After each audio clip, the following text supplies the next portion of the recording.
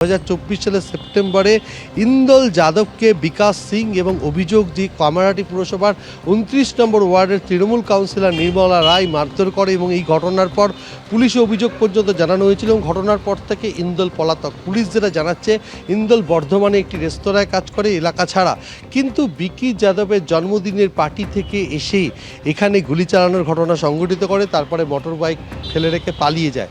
এখনও পর্যন্ত ইন্দল যাদব এবং অপর দুই দুষ্কৃতীর কোনো খোঁজ পাওয়া যায়নি। ভিকি যাদবকে আটক করে জিজ্ঞাসাবাদ করছে বিলগড়িয়া থানার পুলিশ। প্রাথমিকভাবে পুলিশ যেটা বলছে যে এক তরুণীর সঙ্গে ইন্দল যাদবের সম্পর্ক, আর এই নিয়ে দীর্ঘদিন ধরে বিকাশ সিংয়ের সঙ্গে টানাপোড়েন চলছিল। এই টানাপোড়েনের জেরেই এই বিকাশ সিং যেহেতু কাউন্সিলরের অনুগামী ছিল, সেই সময় কাউন্সিলর এবং বিকাশ সিং দুজনে মিলে তাকে মারধর করে এবং সেই ঘটনায় পুলিশে অভিযোগ পর্যন্ত হয়েছিল এবং ঘটনার পর থেকে আতঙ্কে ইন্দল যাদব এলাকা ছাড়া হয়ে গেছিল।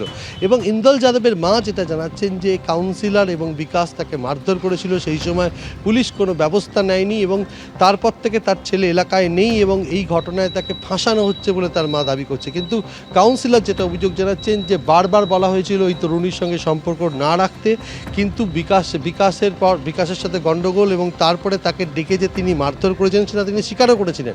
তার বক্তব্য হচ্ছে যেহেতু তিনি এখানকার তৃণমূল কাউন্সিলর এবং এখানকার অভিভাবক হিসাবে তিনি শাসন করেছেন, কিন্তু প্রশ্ন হচ্ছে যে তৃণমূল কাউন্সিলর কেন এতে হস্তক্ষেপ করেছিলেন এবং তার মা সরাসরি অভিযোগ করছেন তৃণমূল কাউন্সিলরের বিরুদ্ধে।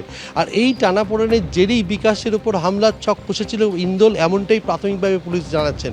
কিন্তু গতকাল থেকে তৃণমূল কাউন্সিলর যেটা দাবি করেছিলেন যে আমরা এখানে যেখানে দাঁড়িয়ে রয়েছে সেখানে টেক্সম্যাকো কারখানা রয়েছে, টেক্সম্যাকো কারখানার ইউনিয়নের দখলদারিকে কেন্দ্র করে গণ্ডগোল আর এলাকা দখলের জন্য কামারহাটি এবং পানিহাটি থেকে দুষ্কৃতীরা আসছে এবং তারা এই ইউনিয়নের দখল নিতে পারবে। কেন ইউনিয়নের দখল নিতে পারবে? যেহেতু টেক্সম্যাকো কারখানা, এখানে প্রচুর টাকার লেনদেনের বিষয় রয়েছে, কারণ এখানে যে সমস্ত স্ক্র্যাপ মেটেরিয়াল রয়েছে সেগুলো কেনা বেচাকে কেন্দ্র করে প্রচুর টাকার ব্যাপার রয়েছে। আর তার পাশাপাশি এই কারখানাতে ঠিকা শ্রমিক নিয়োগ নিয়েও একটা টাকার লেনদেনের বিষয় রয়েছে। সেই কারণে ইউনিয়ন নিয়ন্ত্রণে থাকলে এই ধরনের টাকা পয়সার যে ব্যাপার রয়েছে সেটা তাদের দখলে থাকবে।